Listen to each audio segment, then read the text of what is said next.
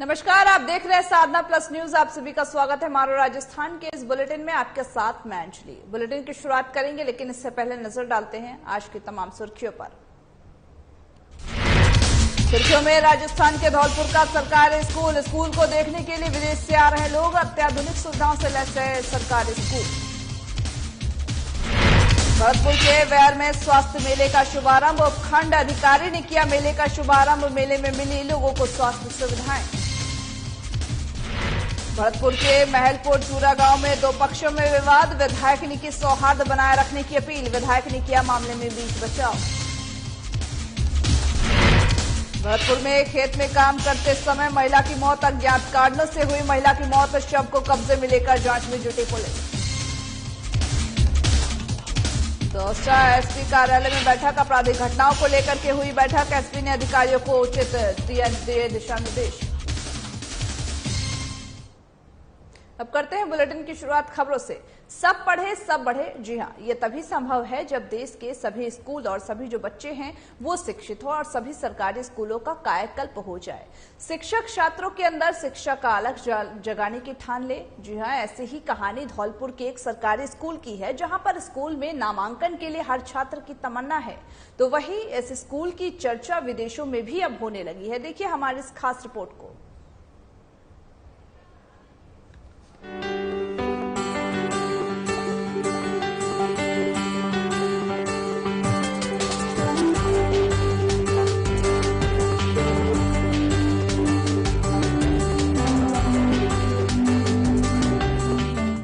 देश में प्राइवेट स्कूलों की संख्या में जिस तरह तेजी हो रही है, उससे सभी हैरान हैं। इस तरह से रोज नए स्कूल खुलने से इनमें कंपटीशन भी बढ़ रहा है, जिसके कारण स्कूल फीस भी उतनी ज्यादा ही तेजी से बढ़ा रहे हैं। ऐसी स्थिति में सरकारी स्कूलों की छवि धीरे धीरे बदल रही है, क्योंकि इनकी फीस कम होने के साथ साथ सरकारी स्कूल बेहतर सुविधाएं भी प्रदान कर रहे हैं। ऐसे ही सरकारी स्कूलों को बच्चों के लिए उपयोगी बनाने के कई प्रयास राजस्थान में भी जारी है। इसी कड़ी में राजस्थान के धौलपुर के एक सरकारी स्कूल का नाम आता है। बता दें कि बंद होने के बाद फिर से खुले स्कूल की अब सूरत ऐसी बदल गई है कि न सिर्फ बच्चे बल्कि विदेशी मेहमान भी इस स्कूल को देखने यहाँ पहुँच रहे हैं। बता दें कि स्कूल में लगातार कम होते छात्रों की संख्या के कारण जब सिर्फ 30 छात्र ही बचे थे, तो सरकार ने अन्य सरकारी स्कूलों से मिलाने के बाद साल 2014 में इस सरकारी स्कूल को बंद कर दिया था। सरकार के इस फैसले से गांव वालों में काफी गुस्सा भी बढ़ गया था और लोगों ने सरकार को रोज ज्ञापन भेजकर स्कूल फिर से शुरू करने की मांग की थी। ग्रामीण ऐसा लगातार 3 महीने तक करते रहे। ग्रामीणों की मांग पर सरकार ने राजकीय प्राथमिक विद्यालय फिर से खोलने की अनुमति दे दी। स्कूल को इंडियन रेलवे के साथ महलों का लुक दिया गया। स्कूल फिर से शुरू होने के बाद बच्चों के नामांकन बढ़ाने और पेरेंट्स का ध्यान स्कूल की तरफ खींचने के लिए हेडमास्टर राजेश शर्मा ने स्टाफ के साथ मिलकर सबसे पहले स्कूल का लुक भारतीय रेल के डिब्बों जैसा कर दिया। रेल के डिब्बों का लुक देने में 70,000 रूपए का खर्चा आया, जो हेडमास्टर ने अपनी सैलरी से दिया। इसके अलावा जयपुर शहर की बिल्डिंगों जैसा हेरिटेज लुक देने में भी जो खर्चा आया, उसे ग्रामीणों, सरकारी ग्रांट और स्टाफ के द्वारा मिले फंड की मदद से पूरा किया गया। इसमें लगभग 52,000 रूपए का खर्चा हुआ। भारतीय रेल और हेरिटेज लुक में नजर आने वाले राजकीय उच्च प्राथमिक विद्यालय शेरपुर की चर्चा देश ही नहीं बल्कि विदेशों में भी होने लगी। स्कूल की व्यवस्थाओं को देखने के लिए कुछ दिन पहले विदेशी नागरिक और आगरा टूरिज्म के अधिकारियों ने यहाँ दौरा किया। वे स्कूल के लुक, सुविधाओं और बेहतर संचालन से इतने प्रभावित हुए कि जल्द ही विदेशी मेहमानों के एक बड़े प्रतिनिधिमंडल को स्कूल का दौरा कराने का निर्णय ले लिया। इस स्कूल में बच्चों के लिए लाइब्रेरी, छोटे बच्चों के लिए प्राइवेट स्कूलों की तरह कुर्सी टेबल, झूले, खिलौने, खेलने के सामान के साथ साथ बच्चों की सुरक्षा के लिए सीसीटीवी कैमरे और ठंडे पानी के लिए वाटर कूलर भी लगवाया गया है। स्कूल का लुक बदल जाने के बाद स्कूल में एनरोलमेंट कराने का सिलसिला भी बढ़ गया है। अभी तक 400 से ज्यादा बच्चों का नामांकन हो चुका है। स्कूल में बढ़ते नामांकन के बाद सरकार ने इस वर्ष इसे क्लास 5वीं से बढ़ाकर 8वीं तक कर दिया है। इतना आकर्षक लुक के बाद शेरपुर के आसपास के गांवों के बच्चे भी यहाँ पढ़ने आने लगे हैं।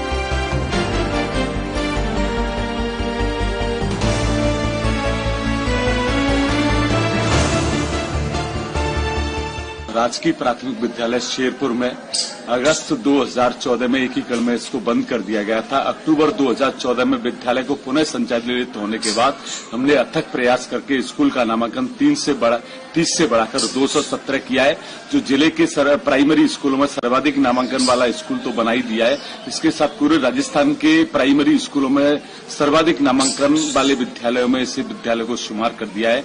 विद्यालय में पढ़ने वाले प्रत्येक विद्यार्थी को निःशुल्क uniform, school bag, tie, belt के साथ डिजिटल आई कार्ड प्रदान किए गए हैं।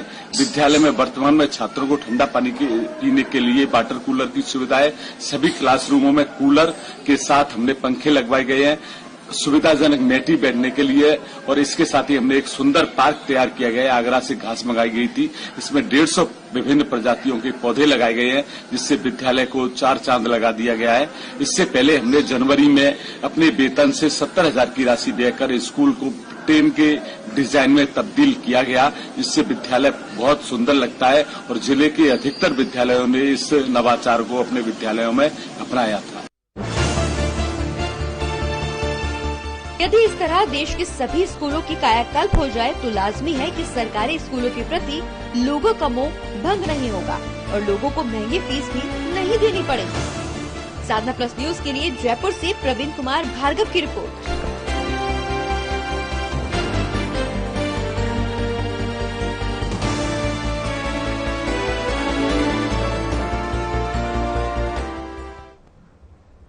बढ़ते अगली खबर की ओर। भरतपुर के वैर में स्वास्थ्य मंत्रालय और राज्य सरकार के निर्देशानुसार चिकित्सा, स्वास्थ्य और परिवार कल्याण विभाग की तरफ से सोमवार को वैर में ब्लॉक स्तरीय स्वास्थ्य मेले का आयोजन किया गया, जहां पर बता दें कि स्वास्थ्य मेले का उद्घाटन वैर उपखंडाधिकारी मुनिदेव यादव ने किया। इस दौरान वैर उपखंडाधिकारी मुनिदेव यादव ने कहा कि केंद्र और राज्य सरकार की जन कल्याणकारी योजनाओं को जन जन तक पहुंचाने के लिए आयुष्मान भारत के तहत स्वास्थ्य मेले का आयोजन किया गया है। वैर सीएचसी प्रभारी डॉक्टर हजारीलाल ने बताया कि आयोजित जो ये स्वास्थ्य मेला है उसमें हड्डी, कान, नाक, गला और साथ ही स्त्री रोग के डॉक्टर ने भाग लिया है। उन्होंने बताया कि इस स्वास्थ्य मेले में मरीजों की जांच की गई और निःशुल्क दवाइयां भी दी गई हैं। खंड मुख्य चिकित्सा अधिकारी डॉक्टर बीएल मीना ने बताया कि राज्य सरकार के निर्देशानुसार आज खंड वैर में स्वास्थ्य मेला आयोजित किया गया है, जहां पर मेले में चिकित्सा विभाग के साथ साथ अन्य विभाग और एनजीओ का भी सहयोग रहा, जिसमें कि सभी बीमारियों के उपचार और रेफरल सहित ब्लड डोनेशन से लेकर के दिव्यांगों के सर्टिफिकेट बनने तक के सभी कार्य एक ही छत के नीचे किए गए हैं।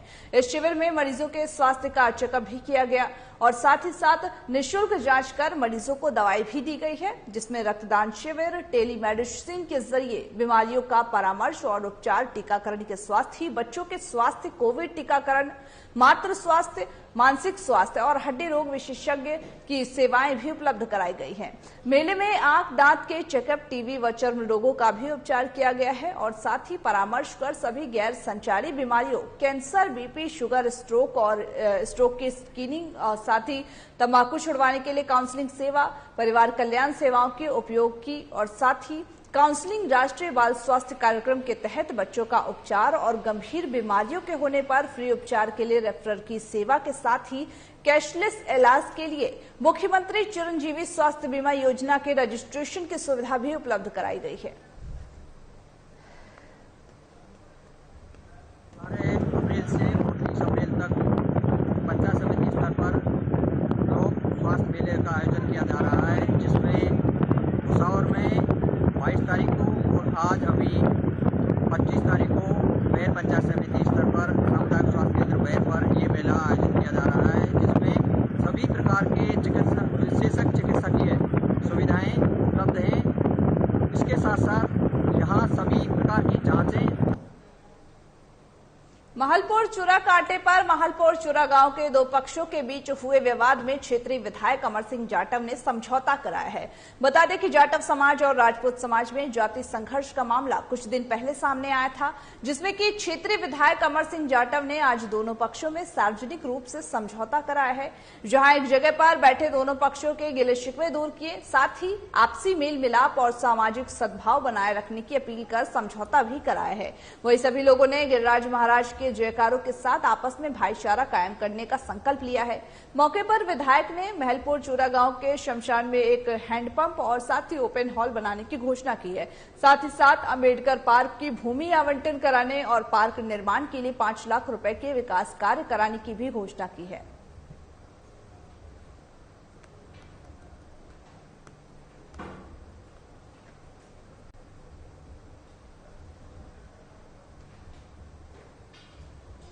सदर थाना क्षेत्र के गांव कासौट में रविवार की दोपहर खेत में एक अधेड़ महिला कृषि कार्य करते हुए बेहोश हो गई, जिसे परिजन इलाज के लिए डी के रेफरल चिकित्सालय लेकर गए, लेकिन महिला ने रास्ते में ही दम तोड़ दिया। घटना की सूचना मिलते ही मौके पर पहुंची पुलिस ने शव का पोस्टमार्टम कराने के बाद परिजनों को सौंप दिया।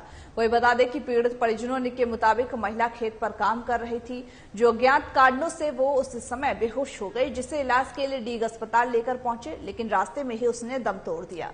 फिलहाल पुलिस रिपोर्ट दर्ज कर आगे की कार्रवाई में जुट गई है।